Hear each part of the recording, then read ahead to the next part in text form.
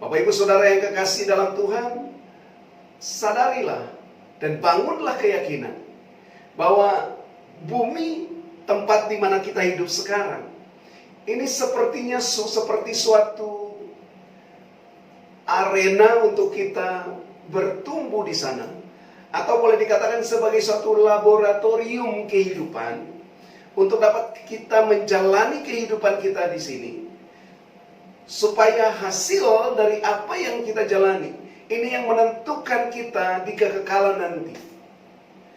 Bapak Ibu Saudara yang kekasih di dalam Tuhan, bahwa setelah kita mati, setelah kita mengakhiri perjalanan kita di bumi ini, maka tidak ada lagi yang namanya progresivitas, tidak ada lagi yang namanya pertumbuhan rohani, tidak ada lagi yang namanya peningkatan level kehidupan rohani. Sebab kehidupan rohani yang kita hidupi selama kita ada di bumi ini, sampai batas level mana yang kita hidup, maka di situ juga nanti di kekekalan sampai ke level itu kita juga hidup. Jadi di kekekalan tidak ada lagi yang namanya pertumbuhan. Tidak ada lagi pertumbuhan rohani di sana. Karena itu selama kita masih diberi kesempatan untuk hidup di bumi ini, maka inilah kesempatan untuk kita terus menaikkan level rohani kita. Di alam kekekalan atau di alam rohani, Tuhan telah menetapkan standar kehidupan rohani seseorang. Bahkan sejak orang itu lahir, sampai nanti di usia mana dia harus mengakhiri kehidupannya di bumi ini, dan selanjutnya dia masuk dalam satu kehidupan yang kekal. Sampai di level mana dia ada selama dia hidup di bumi ini, nah level itu juga dia ada di alam rohani. Karena itu Bapak Ibu Saudara yang kekasih, selama kita masih hidup di bumi ini, percayalah bahwa inilah kesempatan untuk kita menaikkan level kehidupan rohani kita. Karena itu jangan sia-siakan setiap detik pun nafas kehidupan yang Tuhan berikan pada kita, untuk tidak membangun manusia roh kita. Manusia lebih condong untuk memenuhi, mengisi, memperlengkapi kehidupan lahiriah saja. Dan dia tidak pernah memperhatikan level kehidupan rohani di mana dia berada. Bapak Ibu Saudaraku yang kekasih dalam Tuhan, dan setiap kali firman Tuhan dibentangkan bagi kita, maka itulah kesempatan untuk Tuhan menaikkan posisi atau level kehidupan rohani kita. Supaya ketika dia menemukan kita, kita sudah memiliki standar seperti yang Tuhan inginkan sendiri. Dan ketahuilah Bapak Ibu Saudara yang kekasih, bahwa standar kehidupan yang Tuhan tetapkan bagi kita, kehidupan rohani kita selama kita ada di bumi yang lahiriah ini, standarnya adalah kehidupan Kristus selama dia hidup di muka bumi ini. Sekali lagi, standar dari pertumbuhan rohani kita, level kehidupan yang Tuhan tetapkan atas hidup setiap orang di muka bumi ini, adalah bertumbuh sampai mengalami keserupaan dengan Kristus. Bertumbuh sampai dewasa, memiliki keserupaan dengan Kristus, mengalami kepenuhan Kristus. Itulah target pertumbuhan rohani kita. Bapak Ibu Saudaraku yang kekasih, jangan hanya puas kalau kita sudah rajin ke gereja. Jangan hanya puas kalau kita sudah melakukan aktivitas rohani setiap pagi dengar firman. Jangan pernah puas kalau kita sudah bahkan terlibat dalam pelayanan. Tuhan mau kita terus mengejar, kita terus berlari, kita terus menaikkan posisi dan level rohani kita, supaya Tuhan bisa mengerjakan segala sesuatu yang Dia ingin kerjakan melalui hidup kita selama kita ada di muka bumi ini. Tuhan untuk menaikkan level kehidupan rohani seperti yang Tuhan mau, maka kita harus menemukan yang namanya rumah rohani. Kita harus ada di rumahnya Tuhan. Karena untuk membuat kita bertumbuh secara jasmani, Kita membutuhkan orang tua rohani, orang tua jasmani, tinggal di rumah yang jasmani, makan makanan jasmani, berolahraga yang cukup. Dan karena itu kita pasti bertumbuh secara fisik akan baik. Demikian halnya untuk pertumbuhan rohani kita menjadi matang, menjadi dewasa, dan kedewasaan kita adalah standarnya Kristus. Maka saudara harus menemukan yang namanya rumah rohani. Di rumah rohani saudara harus menemukan yang namanya orang tua rohani atau bapak rohani, orang yang menjadi channel anugerah bagi kita. Saudara di rumah rohani, saudara akan menemukan makanan rohani akan selalu disajikan dalam standar dan kebutuhan yang sesuai dengan pertumbuhan rohani kita. Jangan menjadi orang yang liar, yang tidak punya rumah. Hari-hari ini banyak orang Kristen pengembara di bumi ini. Memang kita hidup di bumi ini sebagai pengembara karena kita masih mempunyai kota yang dijanjikan Tuhan dan yang dirindukan. Alkitab cerita tentang Yakub dan Esau. Esau suka tinggal di padang. Hobinya suka berburu. Jadi pengembara. Tetapi Yakub tinggalnya di kemah. Nah, orang yang suka tinggalnya di kemah, orang yang suka tinggalnya di rumah, orang yang sudah menemukan rumah, pasti pola hidupnya juga berbeda, pertumbuhan rohaninya juga berbeda, dan karena itu dia akan menerima warisan ilahi yang telah Tuhan tetapkan atas kehidupannya. Bapak Ibu Saudara yang kekasih, pagi ini kita akan sama-sama merenungkan satu bagian di dalam Mazmur pasal 84. Ayat yang keempat saya baca sampai ayat yang ke-8.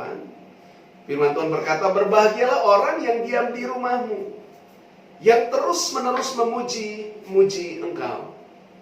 Berbahagialah manusia yang kekuatannya di dalam engkau, yang berhasrat mengadakan ziarah. Apabila melintasi lembah Baka, mereka membuatnya menjadi tempat yang bermata air. Bahkan hujan pada awal musim menyelubunginya dengan berkat.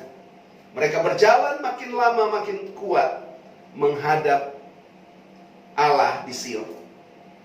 Bapak Ibu Saudara yang kekasih di dalam Tuhan, Alkitab berkata di sini, berbahagialah. Terjemahan lain, diberkatilah. Jadi bagian dari berkat itu adalah kebahagiaan. Jangan saudara berpikir berkat itu hanya materi. Jangan pernah saudara berpikir berkat itu hanya berupa uang, berupa kekayaan. Dengar baik, berkat itu juga adalah sesuatu yang disebut kebahagiaan. Sekalipun kita tidak punya uang, sekalipun kita tidak punya harta, sekalipun kita tidak punya jabatan, posisi, kedudukan, kekuasaan, tapi kalau saudara mengalami kebahagiaan, oh itu jauh lebih berharga daripada apapun yang kita miliki. Dan dengar Bapak Ibu Saudara yang kekasih, Alkitab berkata, firman Tuhan itu lebih berharga dari emas dan perak. Lebih berharga dari ribuan keping emas, firman Tuhan katakan itu. Jadi standar kebahagiaan tidak diukur dari harta yang kita miliki, tidak diukur dari jabatan yang kita duduki, tidak diukur dari uang yang kita punya. Sebab itu tidak menjamin kebahagiaan seorang. Saudara boleh punya tempat tidur yang mahal, yang mewah, yang indah, yang empuk, tapi saudara tidak bisa membeli yang namanya tidur nyenyak. Saudara boleh beli tempat tidur yang luar biasa baik. Saudara boleh bisa membeli rumah yang begitu megah, yang begitu indah, yang begitu nyaman. Tetapi saudara tidak bisa membeli ketentraman di dalam rumah itu. Saudara boleh beli obat dan semua peralatan kesehatan apa saja, tapi saudara tidak bisa membeli hidup sehat.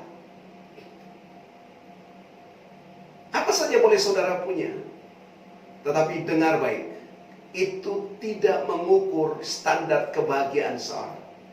Alkitab berkata bahwa orang yang berbahagia atau orang yang diberkati adalah mereka yang diam di rumah. Sekali lagi, orang yang berbahagia atau orang yang diberkati adalah mereka yang selalu diam di rumah Tuhan. Jadi dengar baik, ini esensi bagi kehidupan rohani kita. Untuk bisa menjalani hari-hari hidup yang berbeda, hari-hari hidup yang berkemenangan, maka saudara harus tetap ada di rumah Tuhan. Dan dengar baik, rumah Tuhan bukan yang dimaksudkan di sini, bukan gereja saja sebagai gedung, sebagai fisik. Jadi itu bukan berarti bahwa setiap hari saudara tidur saja di gereja, tidak usah melakukan aktivitas lain, tinggal saja di gereja. Dan itu berarti saudara sudah diam di rumah Tuhan. Ada orang yang tiap hari di gereja, tapi tidak pernah bahagia-bahagia. Ada orang yang rajin persekutuan, bahkan tidak sedikit yang terlibat melayani, tapi hidupnya penuh dengan beban berat, hidupnya stres, hidupnya depresi. Akhirnya menggunakan segala macam cara supaya dia bisa minum obat penang, supaya bisa tidur tenang. Ada banyak hal yang membuat orang tidak bisa menentukan standar kebahagiaan itu kalau dia ada di gereja. Karena itu yang saya maksudkan adalah yang disebut rumah Tuhan. Ini adalah suatu dimensi kehidupan rohani di mana kita bisa mengalami perjumpaan dengan Tuhan setiap waktu. Di mana kita bisa mendengar suara Tuhan yang berbicara bagi kita. Di mana kita bisa mendengar tuntunan, arahan, petunjuk, nasihat dan makanan-makanan bagi roh dan jiwa kita. Sehingga hidup kita menjadi tenang, hidup kita menjadi bahagia, kita mengalami freedom, kita mengalami kelegaan, dan kita mengalami ketenangan selama kita ada di muka bumi ini. Kita katakan, kalau kita ada di rumah Tuhan, maka ayat 5 berkata, berbahagialah manusia yang kekuatannya di dalam Engkau, yang berhasrat mengadakan ziarah.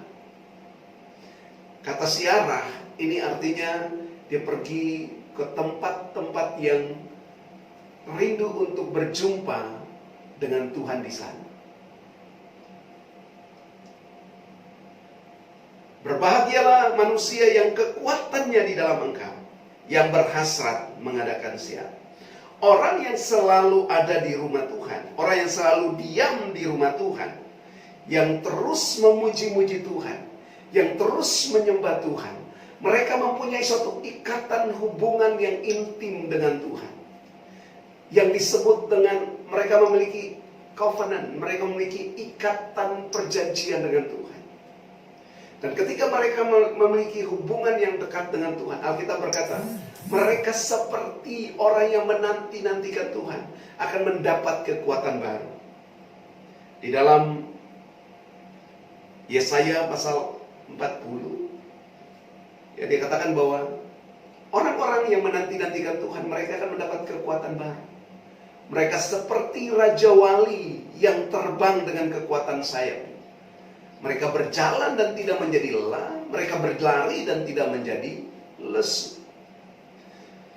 Orang-orang yang selalu memuji-muji Tuhan, orang-orang yang selalu menyembah Tuhan, akan selalu mempunyai kekuatan di dalam Tuhan. Alkitab berkata, kalau pakai kata orang yang menanti-nantikan Tuhan dalam Yesaya 40 tadi, itu pakai kata gava. Gava yang artinya dua benang, dua tali yang dipintal menjadi satu. Ada beberapa tali yang diikat menjadi satu, dipintal menjadi satu. Itu memiliki kekuatan yang luar biasa. Karena itu, orang yang selalu ada di rumah Tuhan, itulah disebut orang yang berbahagia. Sebab apa? Mereka punya kekuatan untuk menjalani kehidupan ini. Mereka punya kekuatan untuk menghadapi setiap tantangan.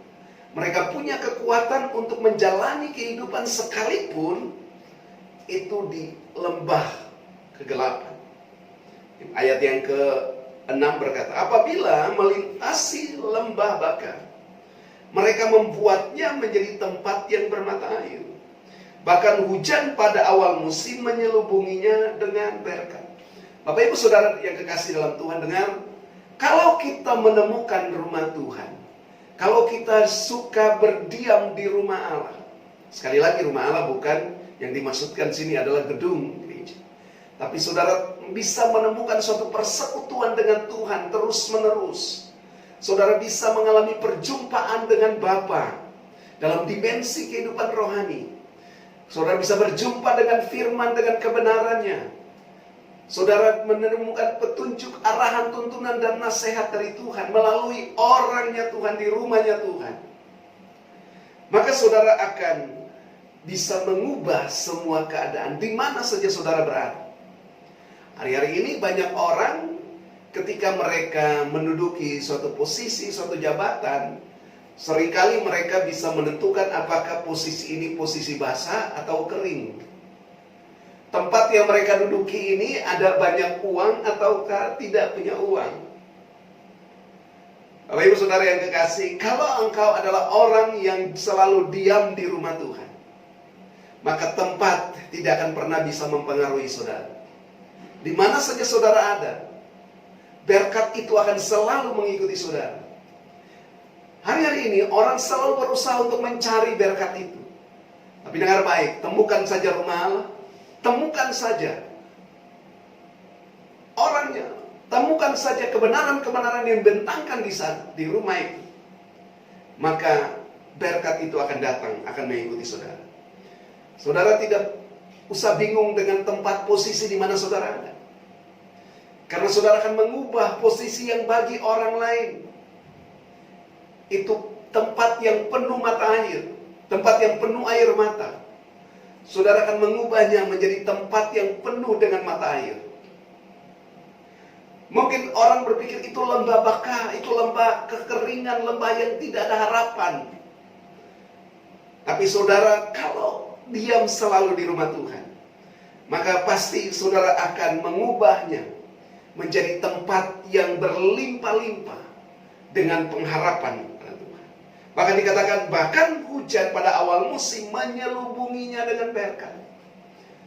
Saudaraku yang kekasih dalam Tuhan, jangan pernah mengeluh kalau engkau ada di rumah Tuhan. Sebab di rumah Tuhan, saudara akan diajar, dididik, dibentuk, diproses, dan dijadikan seperti yang Tuhan mau, bukan seperti yang kita mau. Seringkali Tuhan sudah membawa kita ada di rumahnya, tapi kita mau setel rumah Tuhan itu seperti yang kita mau. Dan ketika saudara mengalami proses, saudara mengalami didikan, pembentukan tangan Tuhan, kadang-kadang kita didisiplin oleh Tuhan melalui orangnya Tuhan. Kita memberontak, kita protes, dan akhirnya banyak orang kehilangan anugerah yang Tuhan sediakan baginya. Bapak Ibu, saudara yang kekasih dalam Tuhan, kita terus harus bangun kesadaran ini, bahwa kalau kita menemukan rumah Tuhan, ingat sekali lagi, di rumah Tuhan itu pasti ada orangnya Tuhan, ada firman-Nya Tuhan, ada kebenaran-kebenaran yang dibentangkan di rumah Tuhan. Saudara dengar, kebenaran-kebenaran yang ada di rumah Tuhan, yang telah Tuhan tetapkan bagi kita, tidak selalu ayat-ayat firman yang dibacakan lalu dibagikan, tapi di sana ada juga yang namanya petunjuk, arahan, tuntunan, pola, sehingga saudara dapat menjalani hidup ini sesuai dengan petunjuk yang datang dari Tuhan di rumah Tuhan. Sekali lagi, kalau kita menemukan rumah Tuhan, maka di rumah Tuhan itu pasti ada Tuhan. Saudara tidak bisa menemukan Tuhan di mana-mana. Saudara hanya bisa, memang Tuhan itu maha hadir, Tuhan ada di mana-mana. Tapi ada satu sistem, satu protokoler kerajaan Allah, bahwa kita untuk menemukan Dia harus datang di rumahnya. Daud adalah satu pribadi yang benar-benar menjadi pola, menjadi model, menjadi teladan bagi kita. Ketika dia menghadapi masalah apa saja, dia selalu datang ke bait Allah, datang ke rumah Tuhan. Karena itu dia merindukan pelataran-pelataran Tuhan. Bahkan nanti ayat yang ke-10 di sana dikatakan bahwa sebab lebih baik 1 hari di pelataran daripada 1000 hari di tempat lain. Nah, kalau kita sudah menemukan rumah Tuhan, sekali lagi di rumah Tuhan ada Tuhan, ada orangnya Tuhan, ada firman Tuhan, ada kebenaran-kebenaran yang dibentangkan di rumah Tuhan itu. Dan di sana ada keluarganya Tuhan. Orang-orang yang terhimpun dalam satu ikatan perjanjian. Orang-orang yang berjalan dalam satu tujuan bersama. Orang-orang yang berjalan dalam satu destiny ilahi yang sama. Sehingga saudara bukan saja punya Bapa jasmani, bukan saja punya saudara jasmani, tapi saudara punya Bapa rohani, orang tua rohani, saudara punya saudara-saudara rohani. Yang sedang Tuhan tuntun, saudara kita punya keluarga yang namanya keluarga kerajaan Allah. Ini penting sekali dalam perjalanan hidup kita, sehingga Bapak Ibu tidak akan pernah menjadi lemah kalau menghadapi keadaan dan situasi yang sulit. Firman Tuhan selanjutnya berkata di ayat yang ke-7, mereka berjalan makin lama makin kuat menghadap Allah di Sion. Bapak Ibu Saudara yang kekasih dalam Tuhan, sekali lagi, rumah Tuhan, tempat di mana kita dibentuk, kita diproses oleh Tuhan. Tujuannya adalah untuk membawa kita ke Sion. Sion ini bukan bicara tentang surga nanti waktu kita mati. Tapi Sion yang dimaksudkan adalah suatu tempat rohani di mana kita bisa menikmati persekutuan perjumpaan dengan Tuhan selama kita hidup di bumi ini. Sekali lagi, Sion itu bukan surga, bukan tempat nanti waktu kita mati ke sana. Tapi ini dikatakan dengan suatu istilah bahasa Inggris, kata heavenly places, suatu tempat rohani di mana kita bisa berjumpa dengan Tuhan di sana. Saudara akan berjalan makin lama makin kuat kalau tempat tujuanmu tepat. Saudara tidak menjadi lemah kalau saudara tahu tujuanmu. Ada orang yang ketika tahu bahwa di situ ada tambang emas, itu membuat mereka termotivasi untuk menemukan barang itu. Karena itu apa saja mereka kerjakan, mereka tidak akan pernah menyerah, mereka tidak akan pernah lelah.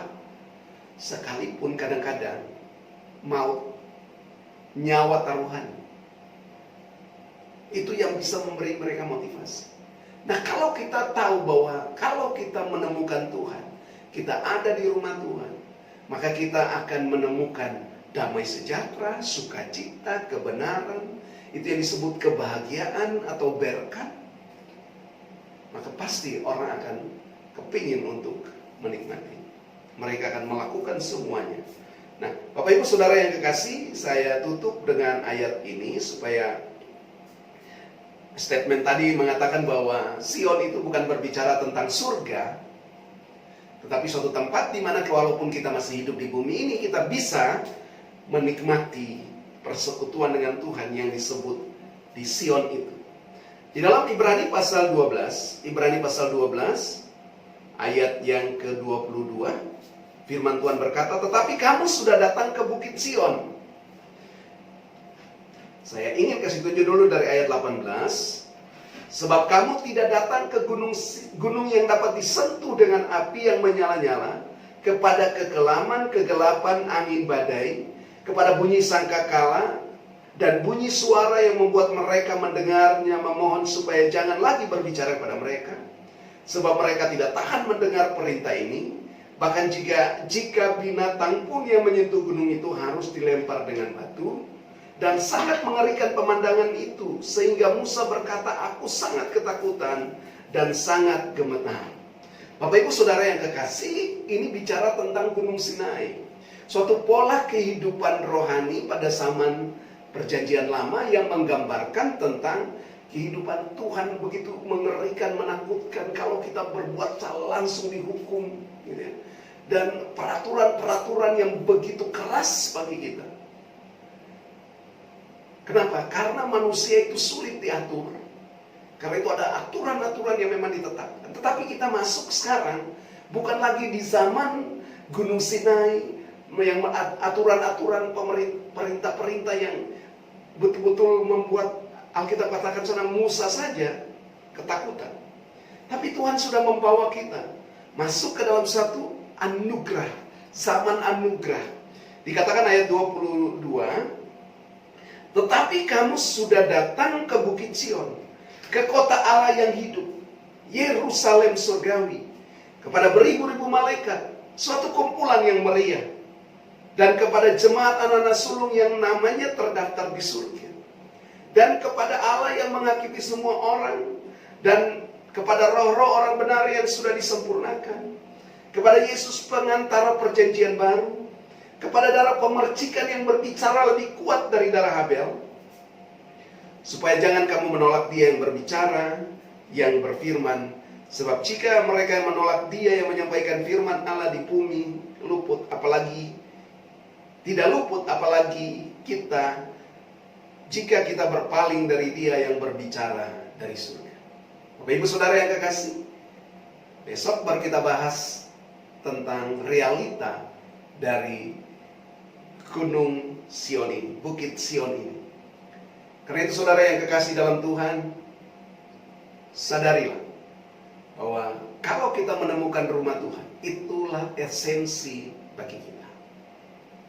Jangan sampai saudara menjauhkan persekutuan dengan Tuhan. Jangan sampai saudara menjauhkan rumah Tuhan. Jangan sampai saudara tidak mendengarkan suaranya, firmannya, petunjuknya, arahan dalam hidup saudara. Maka saudara tidak akan mungkin berjalan dari kekuatan kepada kekuatan, dari kemenangan kepada kemenangan. Tapi hidup saudara pasti menjadi lemah. Kiranya firman Tuhan yang kita renungkan pagi ini memberikan kepada kita kekuatan, motivasi, inspirasi untuk terus menjalani masa-masa sukar ini dengan tetap berkemenangan di dalam Tuhan. Tuhan Yesus memberkati saudara dan memberkati firman-Nya. Amin.